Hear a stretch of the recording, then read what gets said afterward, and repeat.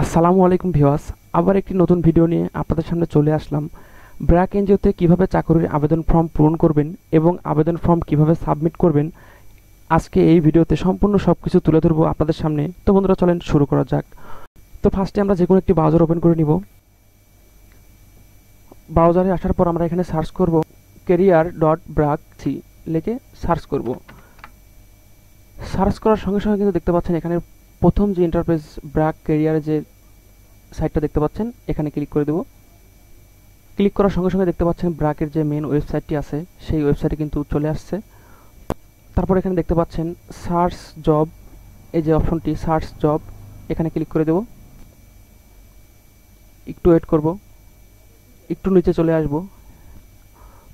তো বন্ধুরা, নিচে আসার পর দেখতে পাচ্ছেন এখানে জব টাইটেল, লোকেশন, ডেডলাইন দেখতে পাচ্ছেন deputy manager finance head office. তারপরে দেখতে পাচ্ছেন এখানে জুলাই 31, 2023। তার নিচে দেখতে পাচ্ছেন অনেকগুলো পোস্ট আছে। এখান থেকে আপনি যে পোস্টে অ্যাপ্লিকেশন করবেন বা চাকরির আবেদন ফর্ম পূরণ করবেন সেই পোস্টটি কিন্তু এখান থেকে সিলেক্ট করতে হবে। তো আমি কর্মসূচি সংগঠক দাবি মাইক্রোফিন্যান্স, তো এই পোস্টটিতে আমি আবেদন করব। তো এখানে ক্লিক করে দিলাম। একটু ওয়েট করব, অনেক সময় সার্ভারে প্রবলেম হতে পারে। দেখতে পাচ্ছেন নিয়োগ বিজ্ঞপ্তিটি কিন্তু আমাদের সামনে চলে আসছে।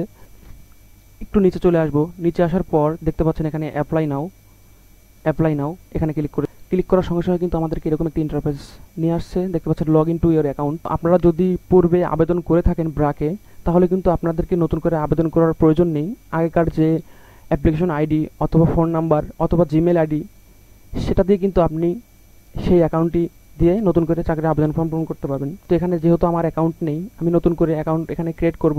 তার জন্য দেখতে পাচ্ছেন এখানে নিচে চলে আসবো। নিচে আসার পর দেখতে পাচ্ছেন do not have any account, sign up. Just এখানে একটা ক্লিক করে দেবো সাইন আপে। ক্লিক করার পর বন্ধুরা দেখতে পাচ্ছেন এখানে ক্রিয়েট নিউ অ্যাকাউন্ট। তারপর নিচে দেখতে পাচ্ছেন ইমেল অর ফোন নাম্বার, তারপর দেখতে পাচ্ছেন পাসওয়ার্ড, তারপর দেখতে পাচ্ছেন কনফার্ম পাসওয়ার্ড। বন্ধুরা, ফোন নাম্বারটি দেওয়ার পর দেখতে পাচ্ছেন একটি পাসওয়ার্ড দিতে হবে আমাদেরকে। আমাদের ইচ্ছা মতো যে কোনো একটি পাসওয়ার্ড দিলে কিন্তু এখানে হয়ে যাবে। তো একটি পাসওয়ার্ড দিয়ে দিচ্ছি আমি। তারপর নিচে দেখতে পাচ্ছেন কনফার্ম পাসওয়ার্ড, ওপরে যে পাসওয়ার্ডটি লিখলাম সেম করে সেই পাসওয়ার্ডটি আমরা রিটাইপ করে এখানে লিখে দেব। কনফার্ম পাসওয়ার্ডটি দেওয়ার পর একটু নিচে খেয়াল করব, দেখতে পাচ্ছেন I am not a robot, এখানে একটি ক্লিক করব। ক্লিক করার পর দেখতে পাচ্ছেন বন্ধুরা এখানে আমাদেরকে সিলেকশন করতে বলতেছে, সিলেক্ট অল ইমেজ উইথ, এখানে লেখা আসছে বাইসাইকেল। তো এখানে ছবিতে যেগুলো বাইসাইকেলের ছবি আছে সেগুলো আমরা সিলেক্ট করব। দেখতে পাচ্ছেন বাইক আছে, বাইক সিলেক্ট করলাম। দেখতে পাচ্ছেন বাইসাইকেল কিন্তু আর নাই, এই যে একটি আছে, এটাও সিলেক্ট করলাম। সিলেক্ট করার পর নিচে দেখতে পাচ্ছেন ভেরিফাই, এই ভেরিফাই ক্লিক করব। ভেরিফাই ক্লিক করার সঙ্গে সঙ্গে কিন্তু দেখতে পাচ্ছেন এখানে I am not a robot. তারপর একটু নিচে খেয়াল করব, দেখতে পাচ্ছেন এখানে জাস্ট একটি টিক মার্ক দিয়ে দেবো। টিক মার্ক দেওয়ার পর ডান দিকে দেখতে পাচ্ছেন সাইন আপ, সাইন আপে ক্লিক করে দেবো। সাইন আপে ক্লিক করার সঙ্গে সঙ্গে কিন্তু বন্ধুরা আপনার যে ফোন নাম্বারটি দিয়েছেন সেই ফোন নাম্বারে কিন্তু একটি ওটিপি কোড চলে যাবে। তো সেই কোডটি জাস্ট আমরা এখানে বসিয়ে দেব। তো বন্ধুরা, একটু ওয়েট করব আমরা, অনেক সময় এসএমএসটি আসতে একটু লেট হয়। আমাদেরকে কিন্তু 2 মিনিট সময় দেওয়া হয়, 2 মিনিটের মধ্যে কিন্তু এসএমএস চলে আসে। কোডটি বসিয়ে দিলাম।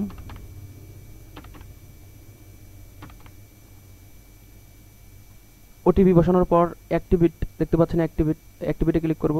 সাকসেসফুল অ্যাক্টিভ, দেখতে পাচ্ছেন চলে আসছে। তারপরে দেখতে পাচ্ছেন বন্ধুরা লগ ইন ইয়োর অ্যাকাউন্ট। তো এখানে আমাদের যে ফোন নাম্বারটি দিয়েছি সেই ফোন নাম্বারটি আরেকবার লিখে দেব। ফোন নাম্বারটি দেওয়ার পর যে পাসওয়ার্ডটি ব্যবহার করেছি সেই পাসওয়ার্ডটি এখানে দিয়ে দেব। পাসওয়ার্ড দেওয়ার পর লগ ইনে ক্লিক করব। তো বন্ধুরা দেখতে পাচ্ছেন লগ ইনে ক্লিক করার সঙ্গে সঙ্গে কিন্তু আমাদের যে প্রোফাইল আছে সেখানে কিন্তু চলে আসছে। দেখতে পাচ্ছেন কমপ্লিট ইয়োর প্রোফাইল 0%। তো বন্ধুরা, আমাদের কিন্তু এখানে স্টেপ বাই স্টেপ সবগুলো কিন্তু ফিল আপ করতে হবে। তো বন্ধুরা দেখতে পাচ্ছেন আমাদের কিন্তু এই সবগুলো কমপ্লিট করতে হবে। Basic info, education, work experience, training and specialization, তারপরে দেখতে পাচ্ছেন অ্যাডিশনাল ইনফরমেশন, স্টেটমেন্ট, এগুলো কিন্তু সব কিছু আমাদের ফিল আপ করতে হবে। প্রথমে দেখতে পাচ্ছেন পার্সোনাল ইনফরমেশন, প্রোফাইল ইমেজ। তো এখান থেকে আমাদের যে একটি পাসপোর্ট আকারের ছবি আপলোড করতে হবে। তো আমি আগে থেকে স্ক্যান করে রেখেছিলাম, ছবিটা আপলোড করে দিচ্ছি। বন্ধুরা, আমরা কিন্তু অবশ্যই ফটো আপলোড করার পূর্বে দেখে নিব যে আমাদের ফটোটি কি রেজলিউশনে কি অবস্থা। অবশ্যই আমরা 2 MB কম রাখবো।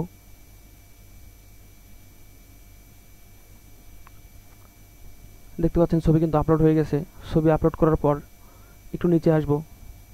তো বন্ধুরা, আমরা কিন্তু অবশ্যই দেখতে পাচ্ছেন এখানে যে লাল স্টার চিহ্ন যেই অপশনগুলোতে দেওয়া আছে সবগুলোই কিন্তু আমাদের বাধ্যতামূলক পূরণ করতে হবে। এখানে দেখতে পাচ্ছেন ইওর ফুল নেম, তো এখানে আমাদের সার্টিফিকেট অনুযায়ী ফুল নেমটি লিখে দেব।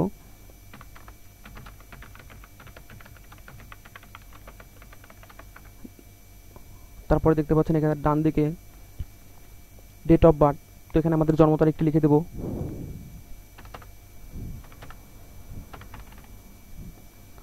জন্ম তারিখ দেওয়ার পর দেখতে পাচ্ছেন এখানে ফাদার্স নেম, এখানে আমাদের ফাদার্স নেমটি দিয়ে দেব।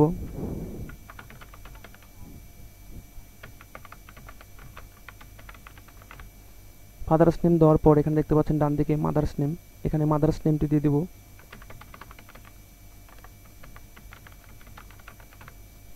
তারপর দেখতে পাচ্ছেন এখানে জেন্ডার, তো এখানে মেল করে দেব।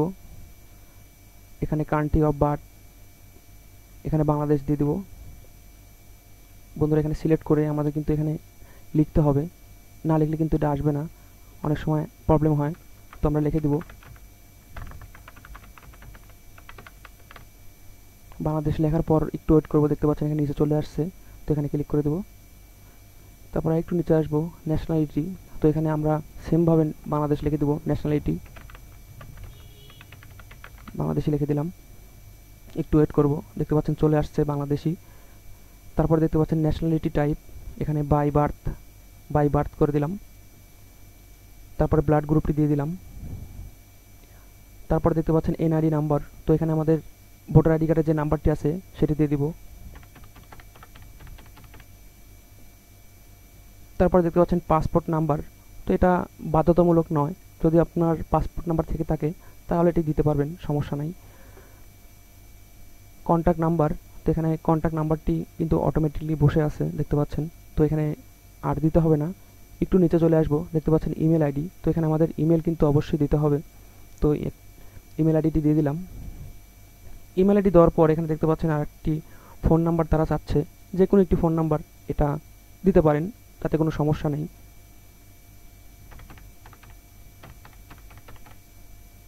ফোন নাম্বারটি দেওয়ার পর একটু নিচে চলে আসবো। নিচে আসার পর দেখতে পাচ্ছেন do you have any disability that requires responsibility, এটা নো করে দেব, এটা কিছু করতে হবে না, এটা নো করলাম। একটু নিচে আসার পর দেখতে পাচ্ছেন পার্মানেন্ট অ্যাড্রেস, তো এখানে আমাদের ভোটার আইডি কার্ডের যে অ্যাড্রেসটি আছে সেটি কিন্তু দিয়ে দিতে হবে, তো এখানে আমাদের ভোটার আইডি কার্ডের অ্যাড্রেসটি দিয়ে দিচ্ছি। ঠিকানাটি দেওয়ার পর আমরা এখানে পোস্ট অফিস দিয়ে দেব, পোস্ট অফিস। তারপরে পুলিশ স্টেশন দিয়ে দেব। তারপরে ডিস্ট্রিক্ট দিয়ে দেব। তারপরে দেখতে পাচ্ছেন অ্যাড্রেস লাইন 2, তো এখানে আমরা সেম দিয়ে দেব, এখান থেকে কপি করে এখানে পেস্ট করে দেব। তারপরে দেখতে পাচ্ছেন ডিভিশন, তো এখানে ডিভিশন দিয়ে দেব। আমার ডিভিশন রাজশাহী, তো আমি এখান থেকে রাজশাহী লেখার পর একটু ওয়েট করব। ওয়েট করার পর দেখতে পাচ্ছেন এখানে কিন্তু রাজশাহী চলে আসছে, তো এখানে রাজশাহী সিলেক্ট করলাম। তারপর ডান দিকে ডিস্ট্রিক্টটা সিলেক্ট করলাম। তারপরে থানা উপজেলা দিলাম। এখানে পোস্টাল কোডটি যদি আপনার জানা থাকে তাহলে এখানে দিয়ে দিবেন, আর যদি আপনার পোস্ট কোডটি জানা না থাকে সেক্ষেত্রে কিন্তু না দিলে কোনো সমস্যা নেই, আপনি এটা ফাঁকাই রেখে দিবেন। তো আমার পোস্ট কোডটি যেহেতু আমার জানা আছে, তো আমি এখান থেকে দিয়ে দিলাম। তো আমার পোস্ট কোডটি আমার জানা আছে, তো এখান থেকে আমার পোস্ট কোডটি বসিয়ে দিলাম। তারপর একটু নিচে চলে আসবো, দেখতে পাচ্ছেন প্রেজেন্ট অ্যাড্রেস, তো আমার প্রেজেন্ট অ্যাড্রেস আর পার্মানেন্ট অ্যাড্রেস দুটাই সেম, তো এখানে আমরা এই সেমে ক্লিক করে দিলাম, এখানে ফাঁকায় রেখে দেব। তারপর দেখতে পাচ্ছেন ডকুমেন্ট রিজাম পিডিএফ অনলি, যদি বন্ধুরা আপনাদের সিভি থাকে পিডিএফ করা তাহলে কিন্তু এখানে আপলোড করতে পারেন, তো আমার এটা কিন্তু প্রয়োজন নেই, না দিলেও কিন্তু এটা হবে। তো আমি জাস্ট এখানে সেভ অ্যান্ড নেক্সট পেজ এটাতে ক্লিক করব। একটু লোড হচ্ছে, একটু ওয়েট করব। দেখতে পাচ্ছেন সাকসেসফুলি, তারপরে দেখতে পাচ্ছেন তো বন্ধুরা দেখতে পাচ্ছেন কিন্তু আমাদের বেসিক ইনফর্ম এই একটি অপশন কিন্তু আমাদের টিক মার্ক উঠে গেছে, দেখতে পাচ্ছেন সবুজ কালার হয়ে গেছে। তারপরে দেখতে পাচ্ছেন এডুকেশন, তো এখান থেকে আমরা ডান দিকে চলে আসব, অ্যাড এডুকেশন, এখানে ক্লিক করব। ক্লিক করার পর বন্ধুরা আমরা ফার্স্টে আমাদের এসএসসি ইনফরমেশনগুলো দিয়ে দেবো। তো এখানে আমরা সেকেন্ডারি সিলেক্ট করলাম। সেকেন্ডারি সিলেক্ট করার পর দেখতে পাচ্ছেন এখানে ডিগ্রি, এখানে আমরা এসএসসি দিয়ে দেবো, এসএসসি। তারপরে দেখতে পাচ্ছেন এখানে গ্রুপ, মেজর, সাবজেক্ট, তো এখানে আমাদের এসএসসিতে কোন সাবজেক্টে আমরা পাস করেছি সেই সাবজেক্টটি দিয়ে দেবো, সায়েন্স, আর্টস না কমার্স। যেহেতু আমি আর্টস থেকে পাস করছি তো এখানে আমি হিউম্যানিটিস দিয়ে দেবো।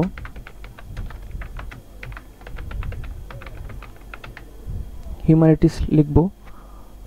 তো বন্ধুরা দেখতে পাচ্ছেন এখানে কিন্তু হিউম্যানিটিস লেখার পরও কিন্তু আসতেছে না, তো সেক্ষেত্রে আমরা কি করব, আমরা সরাসরি এখানে আদার্স লিখে দেব। আদার্স লিখে একটু ওয়েট করব। ওয়েট করার পর দেখতে পাচ্ছেন এখানে আদার্স চলে আসছে, এখানে ক্লিক করব। ক্লিক করার পর বন্ধুরা দেখতে পাচ্ছেন ডান দিকে কিন্তু আদার্স সাবজেক্ট একটি নতুন অপশন চলে আসছে। তো এখানে আমরা আমাদের যে সাবজেক্টটি সেটি লিখে দিব।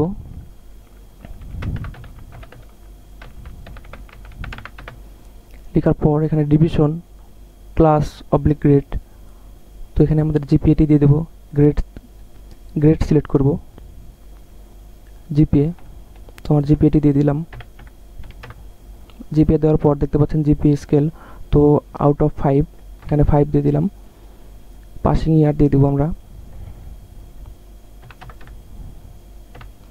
পাসিং ইয়ার দিলাম। পাসিং ইয়ার দেওয়ার পর আমরা বোর্ড দিয়ে দেবো, এসএসসির বোর্ড। লেখার পর একটু ওয়েট করলে দেখতে পাচ্ছেন চলে আসছে, বোর্ড সিলেক্ট করলাম। তারপরে বন্ধুরা দেখতে পাচ্ছেন ইনস্টিটিউট, যে প্রতিষ্ঠান থেকে আমরা এসএসসি পাস করছি সেই প্রতিষ্ঠানের নামটি আমরা এখানে লিখে দেবো। তো বন্ধুরা অনেক সময় কিন্তু আমরা এখানে নাম লিখলে কিন্তু এটা কিন্তু আসে না, তার জন্য আমরা প্রথমেই লিখবো আদার্স। আদার্স লিখে একটু ওয়েট করব, একটু লোডিং করবে। লোডিং করার পর বন্ধুরা দেখতে পাচ্ছেন একটু নিচে চলে আসবো। নিচে আসার পর দেখতে পাচ্ছেন আদার্স ইনস্টিটিউট, এখানে ক্লিক করব। ক্লিক করার পর দেখতে পাচ্ছেন নিচে আরেকটি অপশন চলে আসছে, আদার্স ইনস্টিটিউট, তো এখানে আমাদের এসএসসি যে স্কুল থেকে আমরা পাস করছি সেই স্কুলের নামটি লিখে দেবো। লেখার পর দেখতে পাচ্ছেন ডান দিকে সেভে ক্লিক করে দেবো। সেভে ক্লিক করার সঙ্গে সঙ্গে দেখতে পাচ্ছেন সাকসেসফুল অ্যাড হয়ে গেছে কিন্তু। তারপরে আমরা আবার অ্যাড এডুকেশন, এখানে ক্লিক করব। তারপরে আমাদের এইচএসসি তথ্যগুলো দিয়ে দেবো। হায়ার সেকেন্ডারি এটা সিলেক্ট করব। হায়ার সেকেন্ডারি এটা সিলেক্ট করার পর ডান দিকে আমরা এখানে এদিকে এইচএসসি এটা সিলেক্ট করব। তারপর দেখতে পাচ্ছেন মেজর সাবজেক্ট, তো আমার সাবজেক্ট কিন্তু সেম ছিল, এসএসসি ইন্টার দুটাই, তো সেমভাবে আমি লিখে দেব। সেমভাবে আদার্স দিব। তারপরে আদার্স দেওয়ার পর আমরা লিখে দেব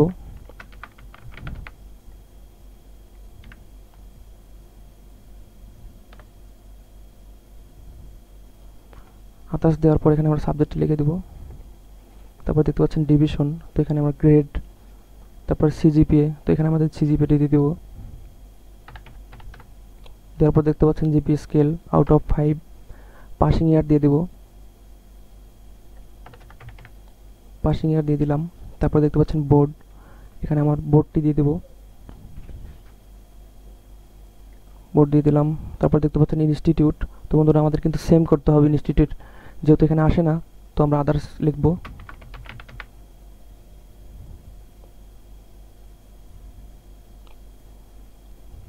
তারপর এখানে আমাদের উচ্চ মাধ্যমিক, আমরা এইচএসসি যে প্রতিষ্ঠান থেকে পাস করছি সেই প্রতিষ্ঠানের নামটি লিখব, সেই কলেজের নামটি লিখে দেব।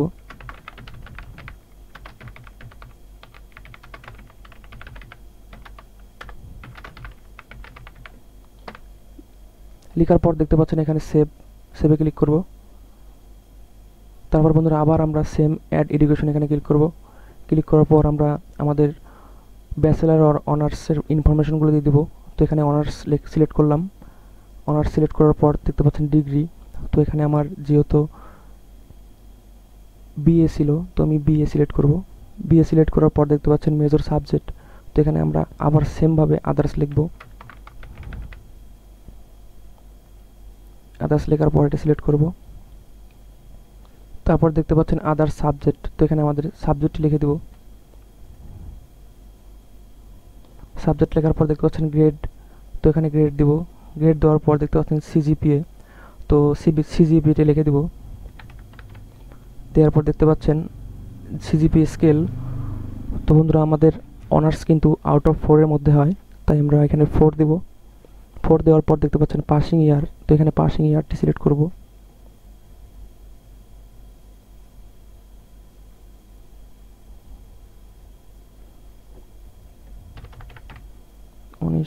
তারপরে আমরা আমাদের ইনস্টিটিউটের নেমটি লিখে দেব।